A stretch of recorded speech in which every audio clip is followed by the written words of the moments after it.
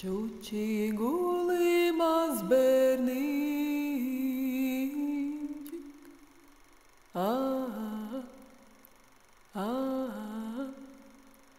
kā pelīte mīdziņai,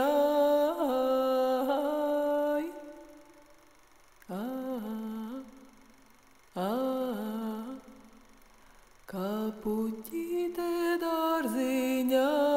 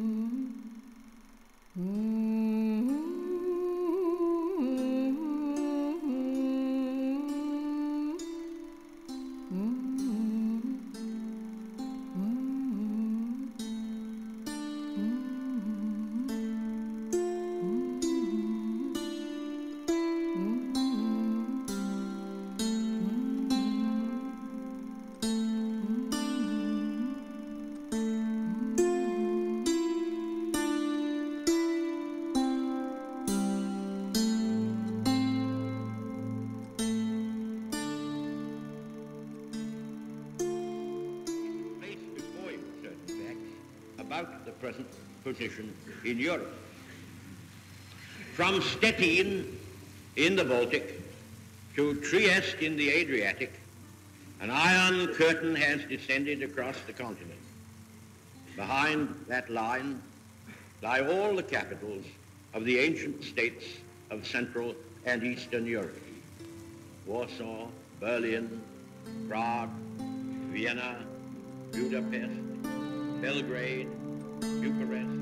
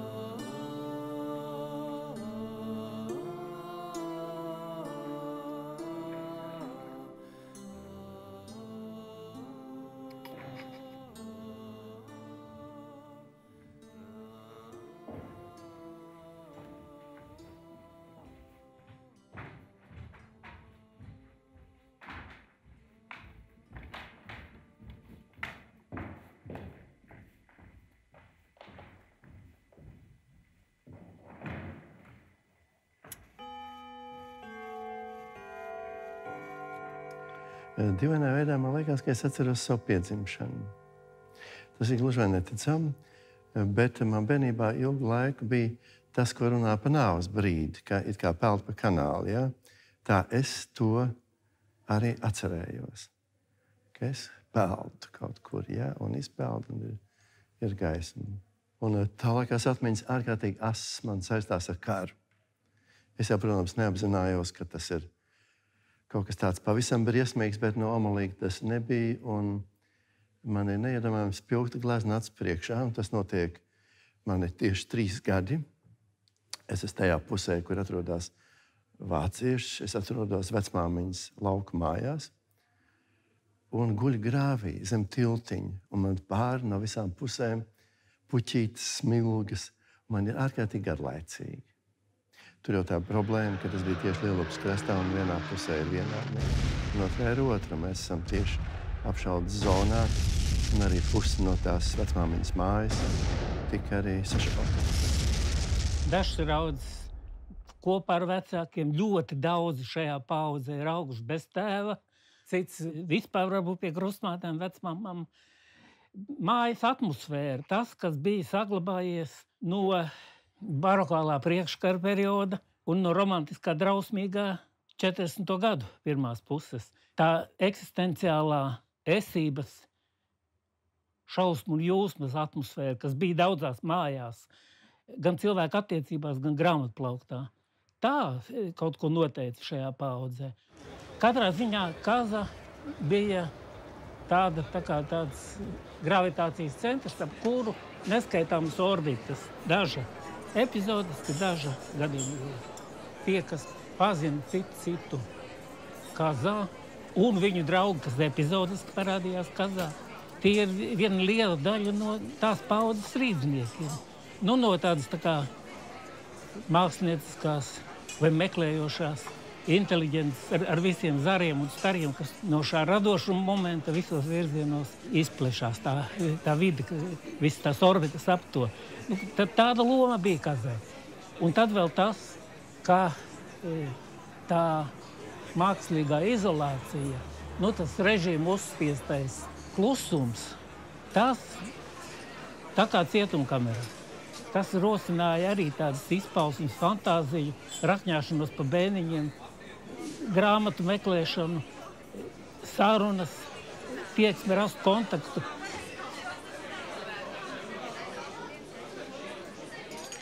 Telpa īstā vietā. Bijusī Rīgas robeža Vaļņiela. Eja uz bulvāri caur pagalmiem. Pats Rīgas centrs.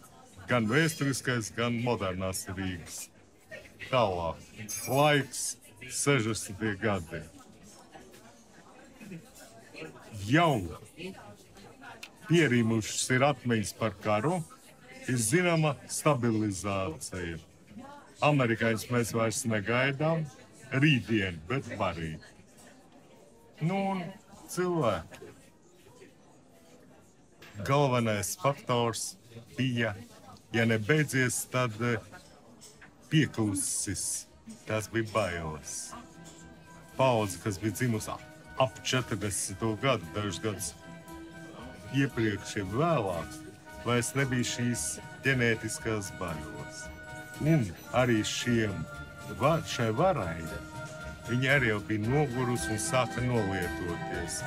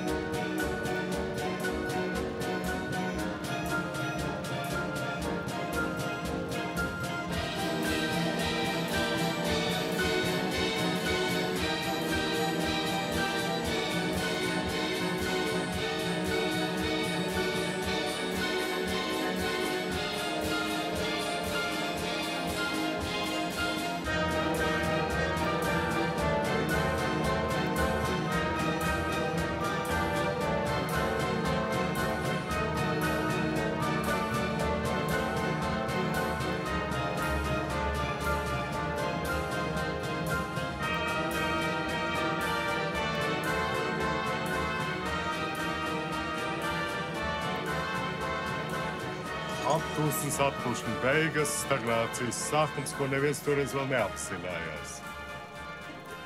Tātad no Berlīnas sienas uzbūvēšanas līdz padomju tankiem Čehoslovākijā un vēl nedaudz. Prāga, Parīze, Polija, protams, Maskava, Ļeņingrada. Tad ir informācijas apmaiņa un nosacīti brīva telpa, bet nosacīti, jo, kā poļu anekdotē, sociālistiskajā nometnē mūsu baraka ir pati jautrākā. Kāza tā bija tāda, protams, tā bija pirmā kafejnīciņa ar kafijas automātu Rīgā. Tā bija tāda lieliska vieta, kur satikties tādiem jauniem cilvēkiem, kam interesēja mūzika, literatūra, teātris, māksla, viss, kas notiek pasaulē. Nu, protams, bija jāiedzer kafiju, varēja kādu satikt, jo te bija ļoti laba centra vietiņa. Vietiņa bija šeit. Šī te mazā, patreiz smalkā bodīte, šis veikaliņš, tā ir tā mazā kafejnīciņa Kāza.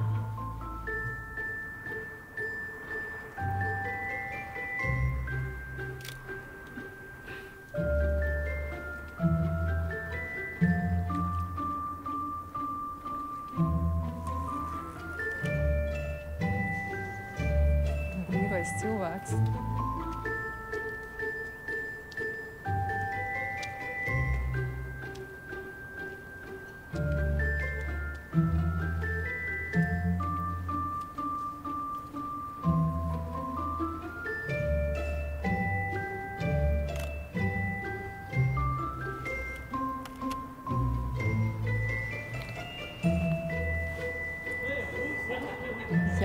Jā, tieši tā, jūs.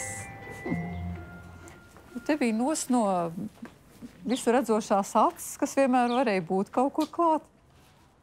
Un šito vietiņu mēs saucām pie vielgabaliem, pie puškas. Iesim uz pušku, tad uzpīpēt vai tad pasēdēt, parunāt. Tūlīt paskatīsimies. Mēģināsim uzlikt. Tas ir kaut kur jau te beigās.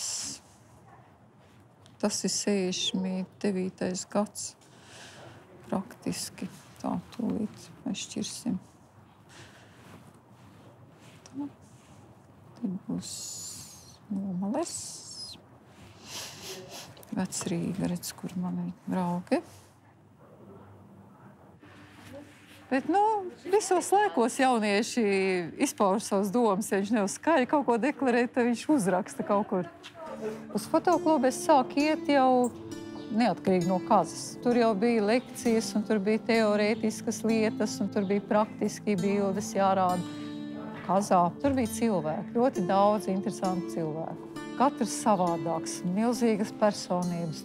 Un vēl tās visas mūsu jauno cilvēku intereses, kur, protams, tas ir 60. gadi, un tur ir viss, kas pasaulē notika. Ja? Nē, bet toreiz ideoloģiski tu biji nospiests šausmīgi, jā. Tas ir briesmīgi tomēr, ka tu nedrīkst nemaz sapņot, ka tu varētu apceļot pasauli. Tagad jauns cilvēks, viņš izdomā, es gribu mācīties Londonā, ja? Mierīgi, startē. Tur ir arī palīdzība trūkumā esošiem, kā lai saka, ja vecāku izpēļu nav tāda vai tāda, tad tās mācības mēdz būt arī pa velti. Bija tik ļoti daudz tādu ierobežojumu. Bet, varbūt tieši tāpēc mēs nodarbojamies ar mākslu, ar literatūru. Var taču sevi izglītot.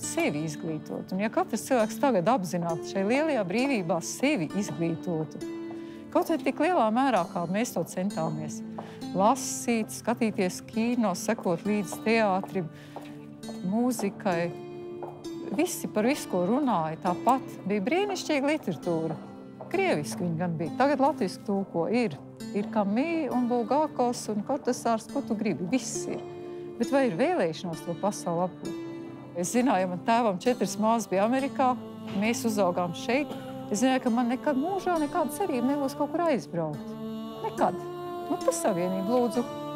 Mēs arī braucām pa savienību ar autostopiem, ar vilcienu, uz Tallinu, uz džēza festivālu, uz Maskavu, uz kino festivāliem, uz Karpatiem ar stopiem, uz Grūziju ar lidmašīnu jau pie draugiem aizlidoju. Ja tu zini, ka tu nevari nekur neko, tas jau nav gals. Tu vari otram darīt labu.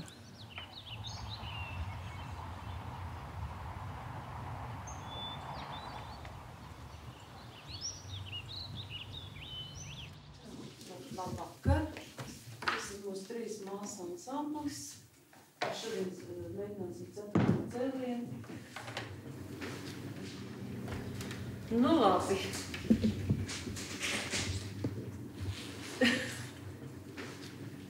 Tad sākam. Es esmu laimīgs. Pasaka, visu to kaut ļoti labi.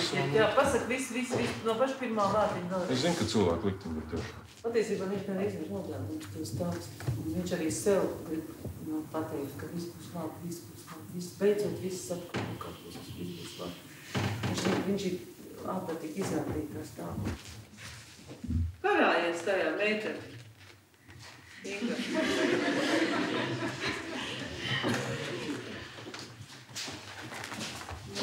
Ko es saku? Es nesaprotu. Paņem, turiet. Pamēģini to kustību vienkārši kā viņš viss.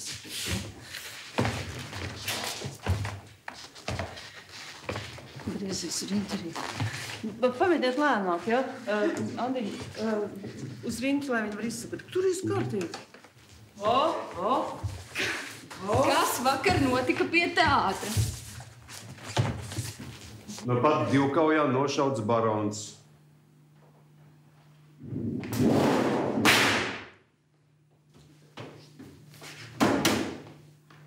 Lai parod. Mēs paliksim vienas. Lai sāktu savu dzīvi vēlreiz. Mūzika spēlē tik brāšu, tik priecīgu. Bet uz ciešanas tās pārvērtīsies priekā. Priekā tiem, kas dzīvos pēc mums. Un uz zemes valdīs laime un prieks un ar labu vārdu atcerēsies mūsu. Tos, kas dzīvojam tagad. Anna.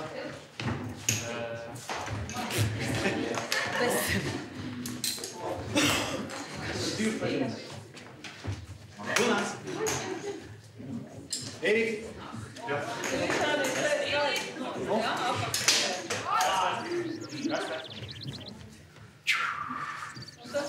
Manā bērnībā šie kapi bija vispār pilnīgi neskārti. Te bija tāda paradīze, viss bija saglabājies, bet viņi bija visi aizauguši. Un tas bija ļoti skaisti, tā kā tāds apburts dārzs. Un tad, kad mēs kazas laikā te vazājāmies tādi 18-gadīgi, tad tas vēl nebija izpostīts. Mēs te daudz dzīvojāmies pa naktīm, un te bija arī mazliet baismīgi, bet romantiski, un kapi ir īpaša vieta vispār, jo tas liek domāt par to, ka mēs visu laiku staigājam pa kauliem. Man personiski šī ir pilnīgi tā kā mans dārzs, es te uzturējos ļoti daudz, un es vienkārši tur nācu mācīties. Kaza bija tāda dīvaina kompānija, tāds savārstījums no ļoti dažādām aprindām un arī dažādām tautībām, tādi jauni cilvēki, kurus neapmierināja vispārējā kārtība, kuriem negribējās būt tieši tādiem, kādiem jābūt godīgiem padomu jauniešiem. Un tad tas saplūda pa visādām taciņām kopā. Bija tādi, kam vienkārši gribējās daudzīties, bija tādi, kurus interesēja tā māksla, kur aizliegta, ir tā literatūra, kur aizliegta, jeb arī kaut kādas tīri politiskas lietas, bet tas nebija tā, ka tā bija tāda, pretpadomju grupa. Nemaz ne, vienkārši mēs bijām neatbilstoši vispārējai kārtībai visos līmeņos. Tad bija visi trīs juri, Vētners, Zvirgstiņš un Tīfentāls Juris, tie bija trīs tādi, tāds centrs, un tad ap viņiem tur rīmējās. Tās vienas kompānijas dvēseli neapšaubām bija Maestro, tas ir Juris Rolands Zvirgstiņš, rakstnieks, kur toreiz izmeta no universitātes par to, ka viņš interesējās par tiem rakstniekiem, kuri padomu Latvijā bija aizliegti. Tā bija tāda vairāk no filologiem, tāda viena grupa. Un tad viņai piekļāvās otra grupa, kas bija vairāk no gleznotājiem, kā Tīfentāls Juris, gan Birut Dēle, gan Augustīns Dēle. Tas viss sākās Kazā, jā, visas mīlestības un viss arī. Patiesībā tas bija klubs, tas bija tāds kultūras klubs jauniešiem.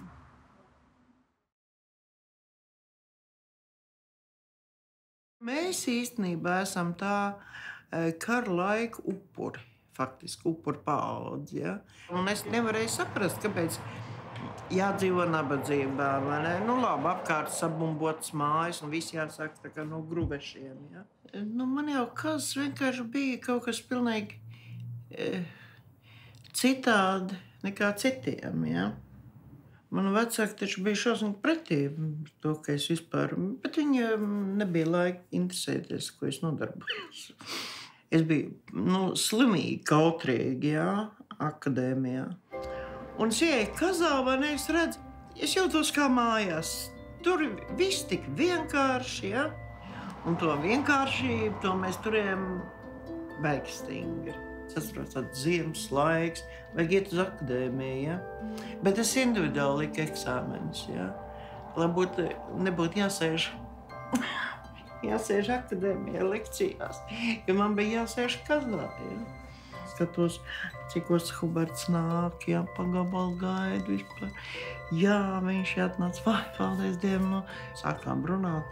Runājam, tajā pašā vakarā vispār Vecrīgā uz Trepītēm vienām, kad kāds jau bija slēgt, līdz pēdējām tramvājām nomuldējamies. Un tā arī tajā pašā gadā apprecējamies.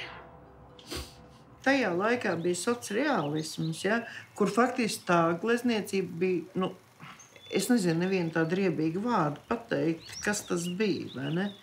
Kas toreiz bija, beļģniekiem vispār bija Sezāns galvenais jau bija. Mēs jau visi bijām Sezānisti.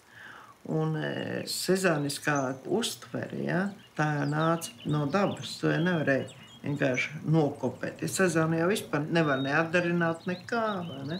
Tā bija sezānista paudze. Cilvēkam vajag sev atbrīvot, atrasties garlaicībā, necensties ne pēc kā. Un tad, kad uznāk šī vēlēšanās pēc kaut kā, ja, tad arī vispār neslinkot un iet. Ja. Tā kā pa to karavīru tā līdzība, ja, kad tu drīksti neko nedarīt, ja, tu drīksti domāt, šaubīties. Bet, kad tu esi izlēmis, ja, tad tev ir jāceļās, jāiet, nedrīkst vairs baidīties ne no nāves, ne no kā. Tad tev ir jāiet, tad tu esi karavīrs, ja.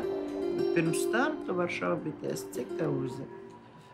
Cilvēks var uztvert kā vienu veselu, vai ne, kuram kaut kas ir vajadzīgs, ja. Un ja, teiksim, māksla kļūst par izklaidi vai izpriecu, ja, tas ir dziļi nepareizi. Māksla daudz dziļāka lieta ir, vai ne? 3 izstādes vispār nozaga aiziet uz Eiropu. Es domāju, ka man atsūtīs naudu vai ko par to, bet pazud. Un laikam ar to arī tā kaza ir raksturīga. Man liekas, neviens no kazistiem nav pietiekoši bagāts, vai ne? Nauda nelīp klāt, ja? No kazas iemācījos to, ka nekas jau netrūkst. Viss ir. Bet ne pa daudz, ja? Bet tikai tā, līdz nagiem, lai viss ir, ja? Man ir skumji par to, ka mēs esam no viena kolhoza otrā kolhozā, ja?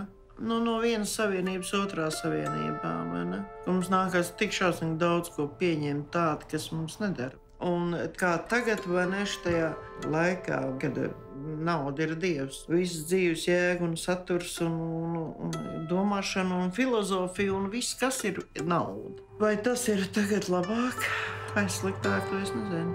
Es neesmu tik daudz, kā varētu teikt, eiroskeptiķi. Es jau nezinu, kas beigās pēc 10 gadiem izveidosies, vai ne?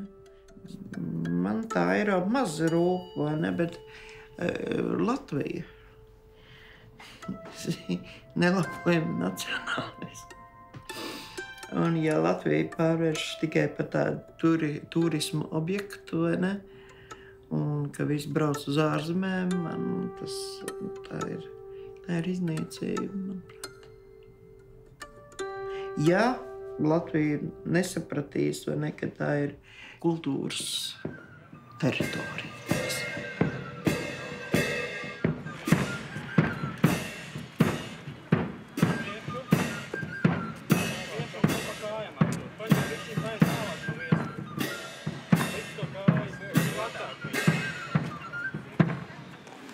Un šī grāmata ir Ineses Zanderes 25 mīklu panti Ja tu esi sivēts.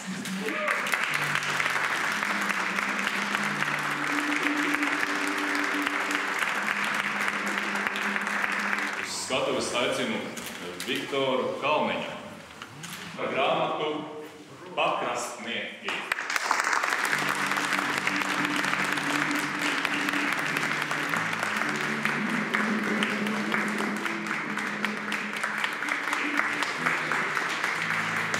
Žorija ļoti kompetenti.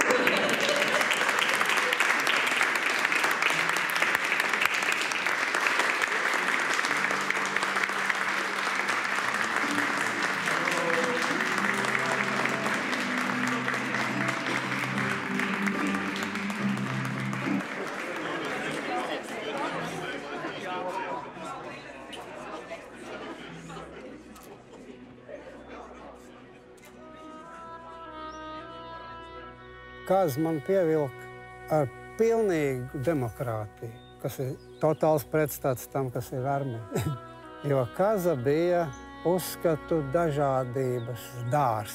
Konkrēti man tā bija epizode manā dzīvē pēc atgriešanās no dienesta armijā, kur 3 gadus es piedzīvoju un pieredzēju pilnīgi citu planētu. Un tad atgriešanās civilājā dzīvē un Kazas atklāšana man bija, ka tu pēc ledaina piedzīvojumu tiec baseinā un pa malām zied ūdensrozes krāsains. Un ir tā apmēram. Un tad es ļāvos. Līdzīgie pievelkās, ir tāda formula. Un pilnīgi cita domāšanas tipa cilvēki arī atrada savas teritorijas, kur būt kopā. Tas nenozīmē, ka konkrēti man nebija pazīstams arī tās teritorijas. Arī tās teritorijas man bija pazīstams. Tāpat armija, tie paši obligātie gājieni 1. maijā un 7. novembrī, tās bija pilnīgi citas teritorijas. Nekāds sakars ar to, kas bija gaisā Kazā. Kazistiem bija svarīgi savu viedokļu rezonanse savos līdzgaitniekos, savos laika biedros, līdzīgi domājošos. Un tā bija tā vieta, kur to iegūt. Šo rezonansu, šo plecu sajūtu, ka tu neesi viens, kas tā domā, kā tu domā. Bet tajā laikā mēs klausījāmies Radio Luksemburgu. Šo raidstaciju varēja dzirdēt skaidri tikai ap pusnakti, tad, kad beidzās traucētāja darbība. Un tas repertuārs, ko viņi dziedāja, mani sāka interesēt. Es tikai zināju angļu valodu tik daudz, cik vakar skola beidzot. Un cik tad tas var būt, tas nekas nav. Un tas arī izšķīra to man soli stāties svešvalodās tieši uz angļiem. Tas bija pirmais impulss. Protams, vēlāk nāca klāt arī interesi par anglosakšu literatūru, angļu, amerikāņu, dzēju un literatūru pārējo. Bet sākums bija tāds. Es domāju, ja cilvēkā ir iekšā kaut kāda programma jau ielikt no dabas, nepiesauksim tādus vārdus kā Dievu, ja tas lādiņš ir pietiekams, lai radītu kaut kādu rezultātu, tad tas arī notiks. Bāz to cilvēku, kur tu gribi. Vai izsūti viņu trīmdā, vai bāz viņu cietumā. Un varbūt pat zināmas tādas grūtības un skarbums. Šādu lādiņu taisni vēl vairāk stimulē uz darbību. Tur rodās tādas parādības, kas pa spīti, tik un tā es, vienalga, ko man tur pretī. Savā bērnībā es izlasīju dažas grāmatas, bērnu grāmatas, kas man vēl šodien ir tos, mīļas un tā tālāk. Pie tam redz, kāds atcerās man bibliotēkā, jo tur netik daudz gāja. Bet šajā Jēkab, toreizies Kamerasnes ielas bibliotēkā, es esmu pavadījis arī savas dzīves piesātinātas stundas. Kāds jauns literāts Hemingvejam prasīja, vai 10 grāmatas, kuras ir jāizlasa, lai kļūtu par rakstnieku. Hemingvejs teica, jā, ir tādas. Jaunais cilvēks reiz izvilka blociņu, lai pierakstītu. Hemingvejs teica, jā. Bet, lai uzzinātu, kuras ir tās 10 grāmatas tev ir jāizlasa 10 000 grāmatas. Te nu man vajadzētu piecelties un skaļi nodziedāt kādu dziedājumu grāmatām. Es tomēr visu mūžu esmu bijis lasošs. Un paldies Dievam, ka arī tajos gados bija iespēja šo to palasīt. Protams, ne visi. Un daudz man paziņas ir laikam atmācījušies lasīt, jo jau ir televīzijas seriāli, talkshow un tā tālāk. Es vēl turpinu. Un varbūt raksts, lai atdod parādus. Protams, paldies Dievam, ka mums ļoti daudz rādīja tomēr itāļu neoreālis. Pēterpilī Maskavā tajā es esmu redzējis tiešām daudzas interesantas lietas. Mēmās, komēdijas, Grētu Garbo un tā tālāk. Es regulāri braucu uz Pēterpilu un tur krietni lērumu noskatījos. Tāpat redzēju Pēterpilī dažus tos pagrīdes māksliniekus, darbnīcās tas bija tāds. Un vēl jau bija visādas ballītes, bija visādi romāni. Dzīve bija interesanti. Pankūku cepšana manas mājas dārzā, kuras mēs pie veļas striķa kārām. Jauki. Pie manas mājas bija telefona būdiņa, kurā vienā manā dzimšanas dienā, ja vārdienā, kāpēc tur dalīja degvīnu. Tad visi šie te braucieni uz Tallinu, Viļņu, arī daudz tālāk. Es tālāk pa Krimu netiku. Tas man ir žēl, ka es neaizbraucu uz Kaukāzu. Ir radušies daži bērni. Diemžēl neviens nav manējis. Lai gan šis laiks pasaulē bija pazīstams ar nosaukumu seksuālā revolūcija. Bet man vēl ar vienu ir interesanti. Jo redzi, man ir skumji, ka es redzu 40-gadīgus cilvēkus, kuriem ir nodzisuši. Es negribu teikt, ka viņi ir labi, jeb slikti, bet es jūtu, ka viņiem vairs nav dzīves prieka. Un tas nav tikai nabadzība, jeb slimības pēc, nē. Nezinu, kāpēc. Pašlaik ir tāds informācijas blīvums, tik dažādas iespējas personībai izpausties jebkurā virzienā, par ko pirms gadiem 40 neviens nevarēja sapņot. Ar citu, tu vari sēdēt Līvu laukumā un nepārtraukt dzert alu. Laiku pa laikam izvadot viņu organismu. Tu vari tur nesēdēt un nedzert alu, bet mācīties Sorbonā, sengrieķu valodu. Jeb strādāt īrijā pa galdiem. Ir 20-gadīgi, kas ir vecāki par 40-gadīgiem un krietnu gabalu vecāki par 70-gadīgiem. Tad nav paudzes. Tas, manuprāt, ir vienkārši izdomājums. Kas bija tāda kafejnīca, kur varēja justies, it kā ieradies dzimtenē vai atnāca savās mājās. Un tāpatās kā tauriņi kaut kur tur Kalifornijā esot kaut kādu 3000 kilometrus, kas nolido tur, kur viņiem jāaizlido, jeb gājputni. Tā arī kazu pēc kaut kādiem magnētiskiem laukiem, pēc kaut kādiem instinktiem atrada tie cilvēki, kuriem šo kafejnīcu bija jāatrod. Un tad tur bija tāds kā klubs, kā centrs, kur varēja tikties, iepazīties, iegūt informāciju. Un galvenais uzturēt sevi kā personību pie dzīvības, totāla režīma apstākļos.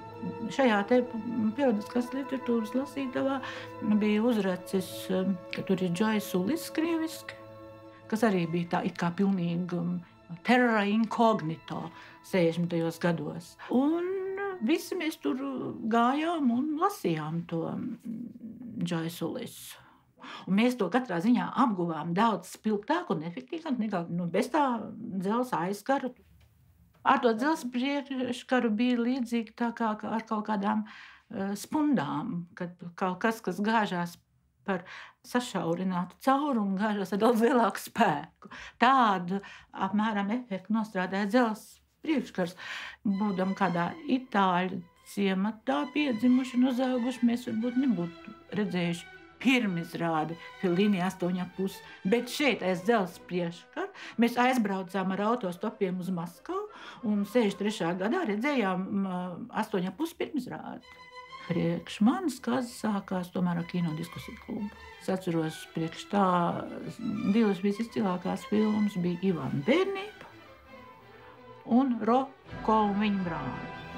Galvenais jau ir tas, ka tām paudzēm patīk, ka viņas kaut ko atklāja, ka kaut kādi iepriekšējie nav pratuši un nav jutuši un zinājuši, bet mēs tagad atklājam un zinām un protam. Tas ir galvenais. Mēs ar ko neatšķirāmies no kaut kāda tur sudraba gadsimta Pēterburgā vai kaut kāda impresionistu salona 1860. gadā Parīzē. Tas ir ārkārtīgi akali, mistiski, metafiziski relatīvs jēdziens, jo ir vai ne it kā kaut kāds pasaules centrs, kultūras centrs, kur notiek pats galvenais process. Un kaut kādā Austrumu Eiropā, un varbūt pat Eiropā kaut ko plašākā nozīmē, Rīga ar kasu bija kaut kāds centrs. Man ir gribējies vienmēr justies interesanti. Tas man vienmēr izdevies. Un tas ir, to es uzskatu, ka tas ir pateicoties man pašai. Bet viss, kas ir bijis, man tagad ir tā.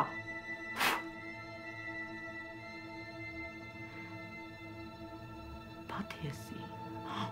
Viss tas īstākais, tas reālākais un tas interesantākais man tagad priekšā.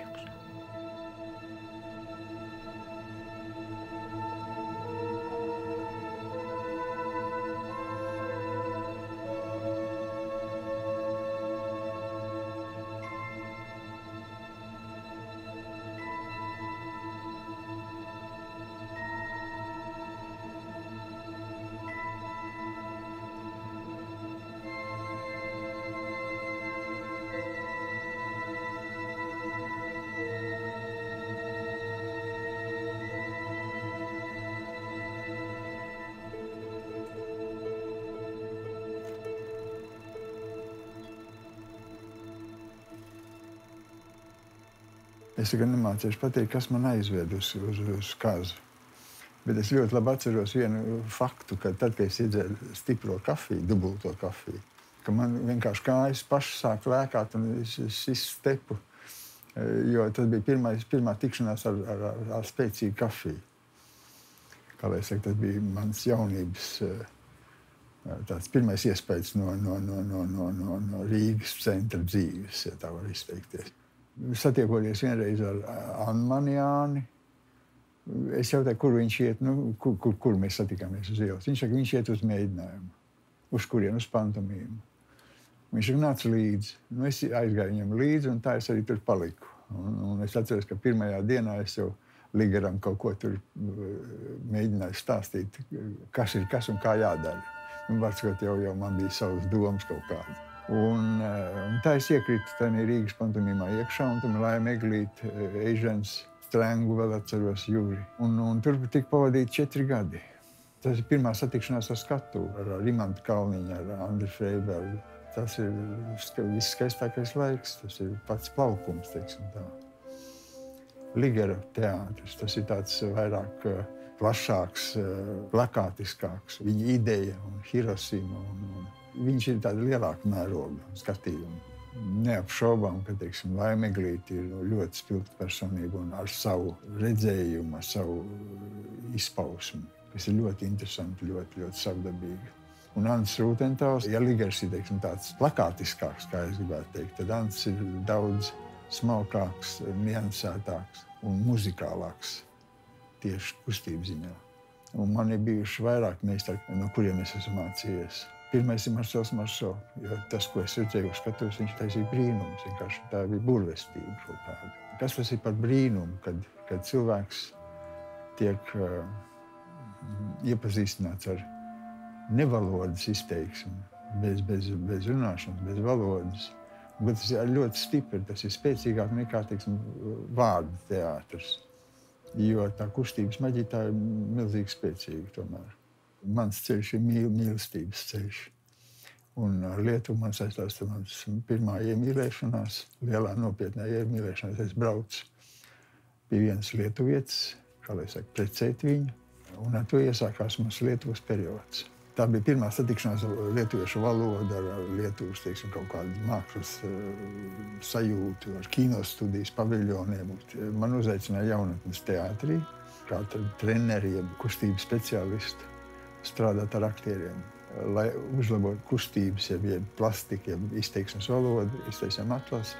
Un tad faktiski radās tas kolektīvu kodols, kurš pēc tam pārcēlās uz Kauņu man līdzi, un uz muzikālo teātru, un dramas teātri, un kas strādāja tos 5 gadus.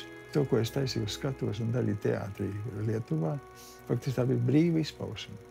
Jo tie 5 gadi bija laiks, kad es darīju, ko es gribēju.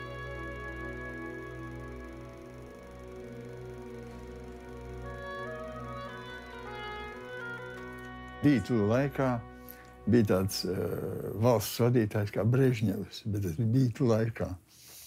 Man jāsaka tā, ka mūs arī bieži vien salīdzināja ar Bītliem, ka mēs Kaunijā gājām pa laisu, tas ir lietuviešu valodā brīvības aleja. Tad teica, ka mēs tā kā Bītli esam. Bet ne jau izskatu pēc, ja kaut kas tam līdz. Vienkārši mēs bijām jauni cilvēki, kas darīja to, ko viņi vēlējās, to, ko gribēja, smagi strādāja, jau 9 stundas dienā katru dienu. Un mēs jutāmies vienkārši brīvi.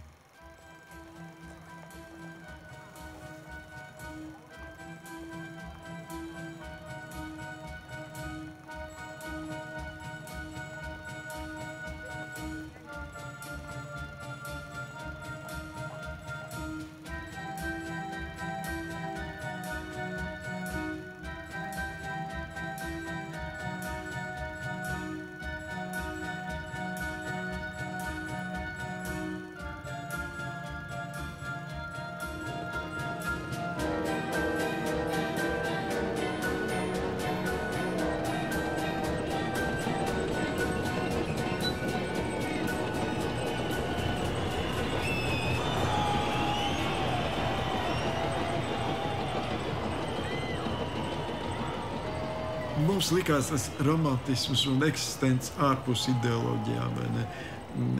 Likās daudz pievilcīgāk. Un kaut kādas ilūzijas bija arī ar 68. gadu Čehu pavasari. Mums bija kaut kādas ilūzijas, ka arī sociālisms ir iespējams cilvēks seja, kā Dubčeks to teica. Es pirku tā laika čehu žurnāls, zinot poļu valodu, es varēju orientēties čehu tekstos arī, vai ne? Un tie bija radikāli tieši Prāgas izdevumi no 67. gada beigām, vai ne? Gan mākslas žurnāli bija šādi tādi, vai ne? Gan bija arī populārie, tur Svet, vai ne? Mēs dokumentāri redzējām, kā tas viss izskatās. Mēs esam 68. gada paudze. Tā bija depresija arī studentiem tur Francijā, vai ne? Gan arī hipijiem, vai ne? Viņi arī degradējās. Vudstoks festivāls ir pēdējais, kad vēl hipija vēl tādi. Pēc tam viņi narkomānija un kriminalitāte tāds visu. Kaza bija pulsēšanās vieta, bet pirmo reizi, kad es iegāju Kazā, bija tik atšķirīga sajūta, vai ne? Un tā atmosfēra, ko radīja tie cilvēki, vai ne? Man viņi bija patiešām fascinējoši. Un bija ārkārtīgi saistoši interesanti. Jāsaka, ka Zvirziņš bija interesants. Viņš bija tādā līdera pozīcijā, vai ne? Tā ir Kazas, varētu nosaukt mūsdienās, to teikt, ikonas bildi. Zvirziņš, Hubers, Imants Reinhauts. Viņi bija cilvēki, jaunieši, ap 20, zem 20, ar stilu, nenoliedzami.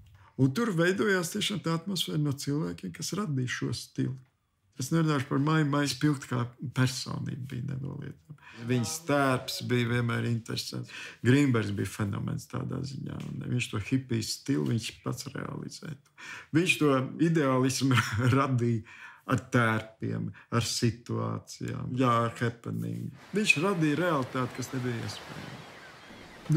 Tas, kas manā grāmatā, es savācu mūsu vizuālo neatkarību, kas absolūti nekā kopēja nebija ar padomu oficiālo sociālismu un ideoloģiski pieprasīto artistisko domāšanu.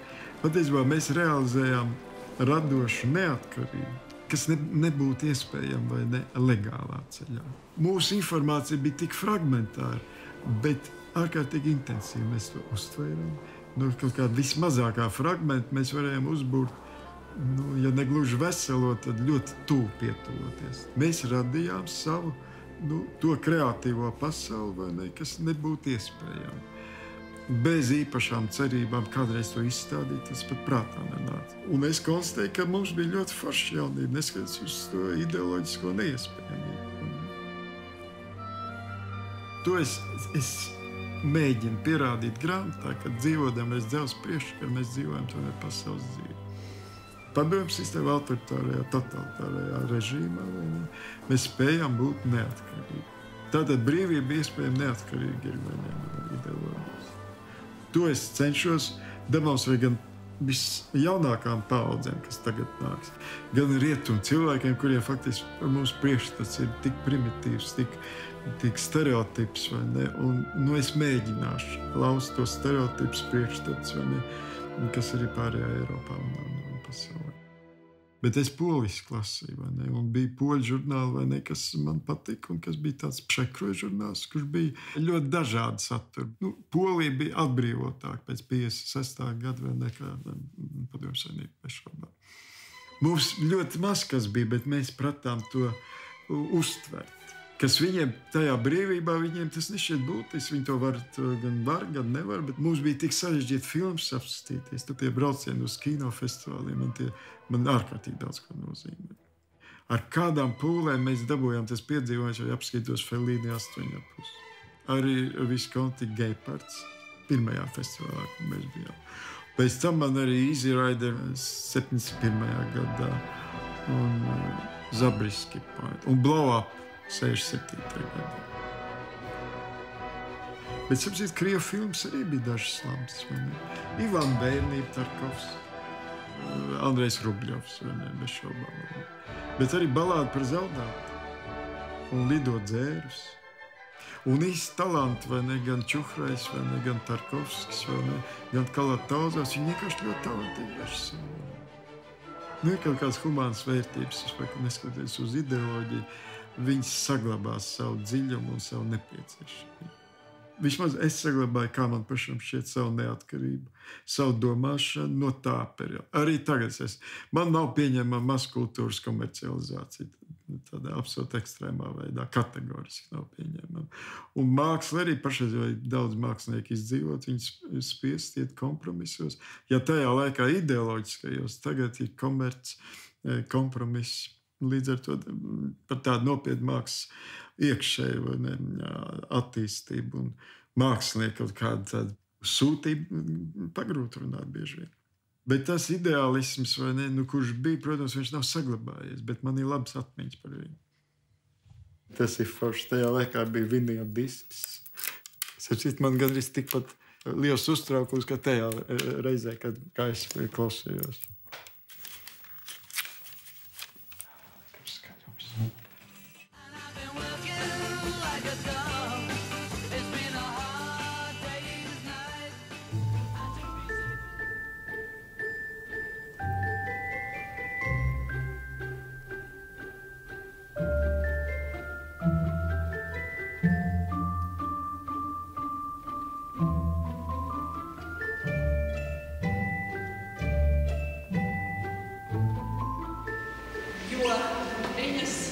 Ienākšana mūsu mākslas dzīvē jau ir saistāma ar 70. gadiem, 80. gadi, un tā līdz šodienai ir savos darbos risinājusi sev šīs ļoti tuvās un šīs cilvēka iekšējās pasaules tēmas un risinājusi tās bez skaļiem vārdiem un tik delikāti un tik niansēti, kā to prot tikai Laima Eglīte.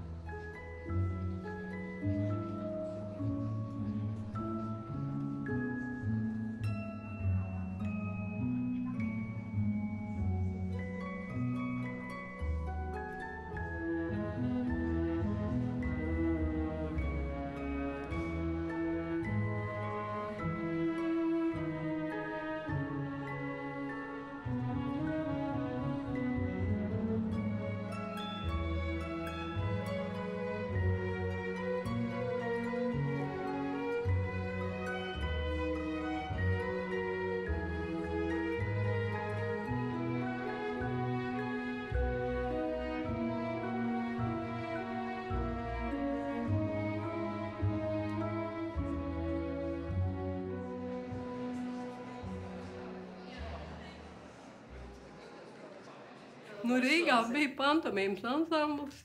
Un tajā, var sakot, bija mēģinājumi. Man liekas, citreiz bija pat varbūt 4 reizes nedēļā vai pirms izrādēm arī naktīs. Rozentāla skolā bija ļoti daudz mājas darbi. Ļoti bieži man ir tā, ka aiziet naktī kaut kādā ap 2 vai 3 gulēt. Jā, šī pusē viss varētu būt ar pantomīmas laikiem. Piemēram, es tagad, kad skatos to, kad jau bija viss raķetes pacelt, es tajā laikā neapzinājos. Es nezinu, vai par to runāju. Ligeriem jau pat bija Viva Kuba, un es tur spēlēju, pat taisni vajadzēja karogu un kaut ko vicināju, tādu pantomīmu. Bet patiesībā es neaptvēru, ka viss pasauli var uziet gaisā. Es sapratu, ka ir tur vispār mūžīgais augstais karš ar Ameriku un tā tādu, bet kad jau tev tās bumbas jau tūliņi metīs uz galvu, ne, man tas nelikās iespējami. Tagad ir cits karš, patiesībā, bet citi apstākļi. Man jau pieņemsim liekas, ka tomēr kā saka, tā eksploatācija kaut kādā veidā turpinās. Tās izēvielas vajag, lai labi dzīvotu. Un kur lai viņas dabā? Jāņem vienkārši ar varu. Man liekas, tas, ko es neizspēlēju tajās izrādēs, ko es varbūt būtu varēju spēlēt, to es savā dzīvē iespēlēju tajās galenās. Ļoti daudziem darbiem ir visādi saturiski notikumi, kas ir notikuši manā dzīvē un ar maniem, piemēram, vai pazīstamiem cilvēkiem vai kaut kādu pasaules tādu notikumu, kas iespaido un tādā veidā. Un otra lieta, ka tas teātris, kas man vilinājas un aicinājis, tas liek man figūras. Es patiesībā tajās gleznās it kā iejūtos, kā lomā. Es uzskatu, ka arī skatītājiem ir pilnīga brīvība interpretēt, kā viņš pats izprot, kā viņš izjūt un tā. Kad es biju jauna, tad es to ģimenes dzīvi neplānoju, jo man gan teātris likās svarīgs un arī tā glāba, bet tev tā dzīve vienkārši tā notika. Un sakot, cilvēks domā, Dievs dara, ka patiesībā, kad ir tie bērni un kad ir tie mazbērni, tā ir, es nezinu, tā ir tā reāla saikne ar kaut kādu nākotni. Bērni vienmēr ir, es nezinu, viņi vienmēr ir pozitīvi, dzīvot, griboši, optimisti, tur vispār, kaut kādā veidā tā. Kaza bija tā naba, ap ko visas tās lietas grozījās. Vienkārši jau tā bija kā Feniks, bet tiem cilvēkiem tas bija centrs, ap ko viņi visi griezās. Tas faktiski bija pasaules centrs, zināmā mērā. Jo tu varēji, es taču pats mācījos, citi strādāja, citi mācījās, bet jau no rīta domāju, ko es tur 5 skazās satikšu un kas man tam jādod un kā es izbraukšu. Un bija tādi braucieni, ka mēs, piemēram, braucām uz Jāņiem, braucām uz laukiem, bet izbraukšana bija 5 no Kazas. No Kazas uz Maskavu braucu, uz kinofestivāliem braucu. Tas bija tāds sveceļojums, tā kā tagad uz Aglonu, tad braucu uz Maskavu uz kinofestivāliem. Protams, Rokoviņu brāļi, Vīrietis un sievietes, Šerbūras lietas sargi, tie bija tādas filmas, kas atstāja kaut kādu iespaidu. Un apmainījās ar grāmatām Kazā, ar samizdatiem, ar Ulisu, ar pat kaut vai, man liekas, bija kaut kādi ienācis tur Solžeņīcina un tādi, kurus tad citur nekur netabūja. Tad arī, protams, kad Kazā uzzināja, ka kaut kur Minskā, piemēram, būs Duke Ellington koncerts, kas nekur netika reklamēts, un mēs braucām visi uz Minsku, uz Duke Ellington koncertu. Jo vienkārši tā muzika vienkārši nemētājās visur, kur kaut ko atsūtīja, kaut ko ieved tie, kas brauc no kaut kādām ārzemēm iekšā. Un mīļākā, protams, nāca iekšā pirmās grupas. Beatles, King Crimson, The Doors, Vanilla Fuge, country dziedātāji, Bobs Dilans, Donovans. Un te viņi visi ir sarakstīti. Un tad jau sākās McCartney, Flock, Rod Stewarts. Mūzika slepeni ved iekšā. Vienkārši tie, kas brauc uz ārzemēm, viņi kaut kur starp veļu ielika iekšā plates, ieved iekšā, un tās plates klīd Rīgā starp tādiem cilvēkiem, kas bija savā starpā pazīstami. Jo tādas fonotekas nebija, mediatekas nebija, vēstniecības Rīgā nebija tās plates. Viena daļa faktiski arī pirka plašu veikalos. Bija Čehu, Ungāru plates, kur ienāca, piemēram, Beatles plati, man ir kaut kur Bulgāru plati. principā es nonācu Kazā caur savu vecāko brāli, kas bija Zvirziņa draugs, un viņš ir viens no Kazas dibinātājiem. Tajā sarakstā ir tāds saraksts, kur ir kaut kādi pirmie 30 cilvēki, viņš ir kaut kāds 10. Bet tur ir viss, tur ir tie kaznieki Veitners un Ruģens un Neibarts un viss, un Zvirziņš un Tīfentāls un Huberts, Tēlumans brālis. Tad faktiski tas tomēr ir cieši saistīts ar to vecumu, jo tie tomēr bija kaut kur paaudzes cilvēki. Nu, diezgan plašs diapazons, bet paaudzes cilvēki. Tas sākās ar 11, ar tiem 16, 17, un tie, kas bija 30 gadnieki, nu tie jau bija vecie kaznieki.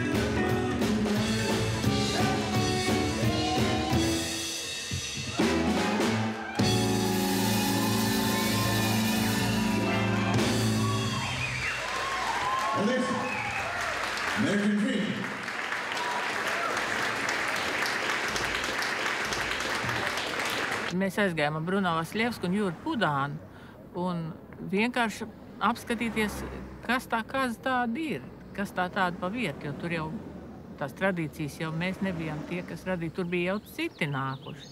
Un tad bija tāda vēlēšanās ļoti daudz sēdēt un diskutēt un dzert kafiju. Nu, man liekas, ka jauniešiem vienmēr zināmā vecumā arī ir tāda vēlēšanās. It kā kaut kur aiziet un pašam sevi parādīt un sastapt citus. Un, nu, tā padižoties arī, ka mēs bijām Mākslas akadēmijas studenti toreiz, un tas jau kaut kas bija. Tur bija viss tā mūsu grupa, tā franču grupa, tā saucamā. Un tie cilvēki arī mani vilka. Viss tā informācija par to, kas notiek tēlotājā mākslā, kaut kādā veidā arī. Viņa nāca caur Poliju, caur poļu žurnāliem, un ļoti poļi jau aizrāvās ar frančiem, un tas kaut tālāk līdz mums nonāca kaut kā. Jo bija toreiz pieejam tādu žurnālu kioskos. Nu, tad arī franču filmas ļoti daudz bija. Mēs tajā laikā ļoti aizrāvamies ar to kolekciju, ko atvēra toreizajā Ļeņingradā. 59. gadā viņi atvēra, un mēs uz turien ar autostopiem braucām, un tur ilgstoši pētījām un skatījāmies visu postimpresionismu, tad ekspresionismu. Toreiz līdz pat Picasso tur bija pilnīgi iespēja redzēt. Un man personīgi es esmu it kā izgājis cauri tam visam. Tā man tas vairāk, es esmu tīri subjektīvi savādāk mazlietiņ uztvēros dzīvi. Man vairāk interesē tā forma un tāda psiholoģiskā tāda pieskaņa gleznai un telpa un viss tādas lietas, krāsnians. Tādi mani tipi man interesē, mani cilvēki. Es tos arī mierīgi gleznoju, tos, ko es Kazā redzēju. Tai Kazā jau varēja cilvēks arī pazust, ja viņš tur dzertu, un to tik vien darīt, kā staigāt un sēdēt ap galdiem. Bet es personīgi ļoti daudz, es visu laiku arī strādāju, ļoti intensīvi, aktīvi strādāju. Man bija pašai jāpelna arī iztikai, pa ļoti mazām naudiņām jāizdzīvo kaut kā, un tad bez tam bija jāglezno. Aleks, tas ir man dzīves gaišākais ceļš, kas man bija, un es esmu ārkārtīgi laimīga, ka man viņš bija. Un ka tās lielās skumjas, kas bija, kad jāšķirās uz mūžu, tas ir tā. Viņam bija 18 gadi, kad viņš saslima ar izkaisīto sklerozi. Viņš bija fantastisks cilvēks, bet tādu īsu mūžu viņam bija lemts no Dieva 34 gadi. Tāds man bija dēls. Iedomājieties, man bija 50 gadi, kad sākās šitie Latvijas jaunie laiki, ja? Es saprotu, ka cilvēks tagad viņš stāv pilnīgi uz citas bāzes, uz citām pozīcijām. Viņš cīnās par citu kaut ko, un visi tas pilnīgi savādāk. Bet ka tiem cilvēkiem, ka viņiem pilnīgi vajadzēja, tas notiek. Un tu redzi, ka divi dažādi laikmeti saskārušies, milzīgas impērijas grūst, ja? Un tu pa vidu maziņš cilvēciņš. Ja? Un kaut kā jāprot izdzīvot, pārorientēties. Un tas arī ir tāds moments. To var teikt plusos un var teikt priekšmākslinieki arī kā tādos mīnusos, jo ļoti daudz mūsu gleznas aizgāja par robežu pavelti. Mūs neapmaksāja, mūs apzaga, mūsu cilvēki pilnīgi no rietumiem sabruka iekšā šitai un redzēja, ka te ir brīnišķīgas gleznas māksliniekiem un izlaupīja. 80. gadi principā izlaupīti. Tas ne tikai man notika, tas visiem šeit, kam kaut kas bija vērtīgs, jo tas pirmais ešalons, kas iet marodieri, ja, kas nāk skatīties, ko te var laupīt. Un muļķus atradam, mēs tiešām neko nezinot par rietumiem sajūsmām, mēs arī devām. Patreiz notiek atkal kaut kas pavisam neiedzīgs vai ne, kad tas kultūras potenciāls aizšķīst prom no Latvijas, līdz ar to priekš šejienes. Tas ir atkal tāds tukšums kaut kāds. Kultūra būtu jāvāc uz šejienu. Šeit jātaisa lielas muzejus un jāaicina cilvēks uz šejienu, un tad tā vieta kļūtu zināma. Bet es tagad jūtu, ka tagad ir ļoti liels un aktīvs konflikts starp tiem māksliniekiem, kas nodarbojas ar konceptuālām lietām, un tiem māksliniekiem, kas strādā vienkārši tradicionālās tehnikās ar eļļas krāsām. Nāk tad tie jaunie mediji, jaunās tehnikas iekšā, kas ir saistīts ar kompjuteriem.